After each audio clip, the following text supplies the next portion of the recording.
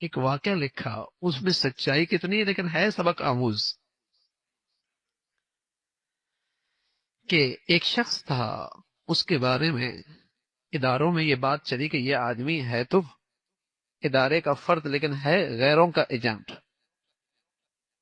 اس کے پیچھے لوگ لگا دیے گئے کہ دیکھو کہ یہ آدمی واقعی غیروں کا ایجنٹ ہے اور غیروں کے لیے کام کر رہا ہے. تو جب بہت کچھ دیکھا تو پتہ لگا کہ کوئی ایسی چیز نظر نہیں آئی. ریٹائر ہو گیا. دوسرا بھی ریٹائر ہو گیا کہ اس کے پیچھے مخبری کر رہا تھا، تفتیش کر رہا تھا، جاسوسی کر رہا تھا. دونوں چائے پہ بیٹھے تو اسے پوچھا کہ تو پتہ ہے ہمیں تمہارے پیچھے تمہارے بارے میں تحقیق کر رہا تھا. کہا مجھے پتا ہے، مجھے پتا ہے. کیا یہ بتاؤ اب تم بھی ریٹائر ہو گئے، میں بھی ریٹائر ہو گئے، آیا واقعی تمہارے اندر یہ چیز تھی کہ تم غیروں کے لیے کام کر رہے تھے؟ کہاں کر رہا تھا؟ کیا کام کر رہا تھا؟ کیا کام یہ کر رہا تھا جتنے اہل لوگ ہوتے انہیں سائڈ پہ کر دیتا، نئے اہل لوگوں کو اوپر بھیج دیتا.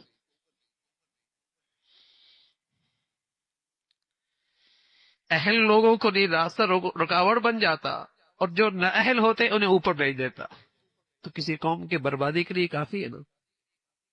خائن بھیج دو، لٹیرے بھیج دو، یا نااہل بھیج دو، کسی قوم کی بربادی کے لیے کافی ہے. اور میرے عزیزو، اس وطن عزیز میں کس چیز کی کمی ہے؟ کیا کچھ اللہ نے اس ملک کو نہیں دی ہے، لیکن 70 سال میں بدقسمتی سے کسی کی توجہ یہ نہیں رہی کہ یہاں اس قوم میں دیانت بھی پیدا کر دے، اہلیت بھی پیدا کر دے. اس کام کو تو ہم نے کام سمجھا ہی نہیں نا.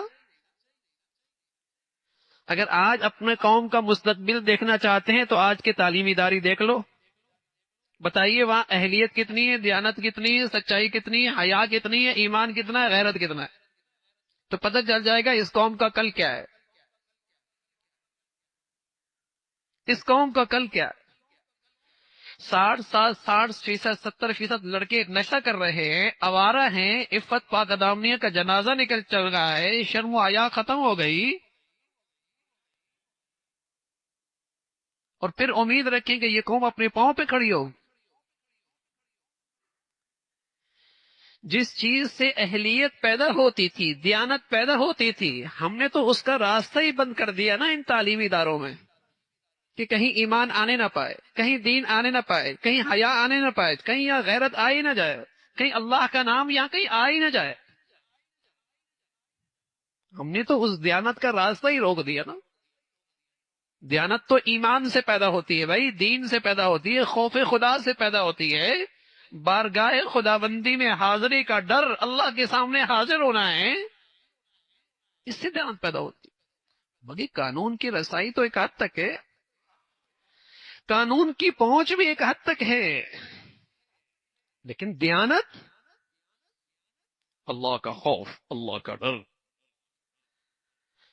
تو قومی ذمہ داریاں ہوں یا انفرادی زندگی کی ذمہ داریاں ہوں، بتائیے آج ہر ایک کو رونا کیا ہے؟ لوگ کہتے ہیں ملازمتیں نہیں ہیں، لیکن سچی بات کیا ہے؟ جن کو افراد کی ضرورت ہے وہ کیا کہتے ہیں؟ اہلیت نہیں ہے.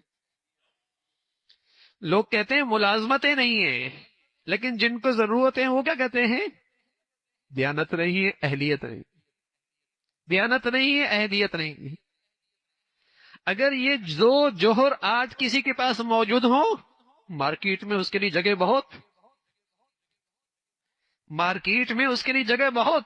اہلیت ہو، دیانت ہو، اس چیز کی صلاحیت ہو، اللہ کا ڈر ہو، خوف خدا ہو، یہ سارا حسن تو ہمارے دین کا حصہ تھا. کہ مسلمان تو ہوتا ہی دیندار تھا، دیانت دار ہوا کرتا تھا.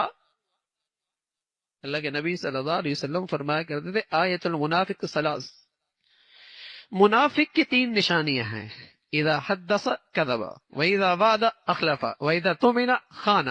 منافق ایسا ہوتا ہے، بات کرے جھوٹ بولے، وعدہ کرے خلاف ورزی کرے، امانت رکھوائی جائے، امانت دی جائے، خیانت کر.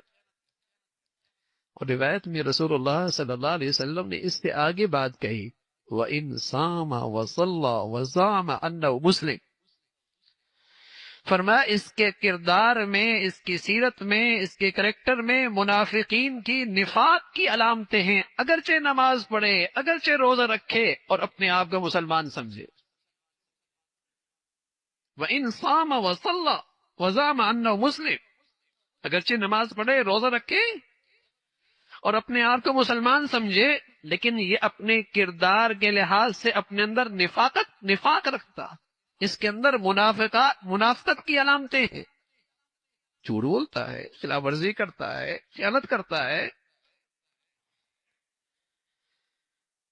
ذمہ داریاں سپرد کی جائیں، ذمہ داریوں پر کسی کو لے کے آ رہا ہے، خیانت کر رہا ہے، نہ اہلوں کو دے رہا ہے، خائنوں لوگوں کو دے رہا ہے، منافقت ہے، یہ تو منافقت ہے۔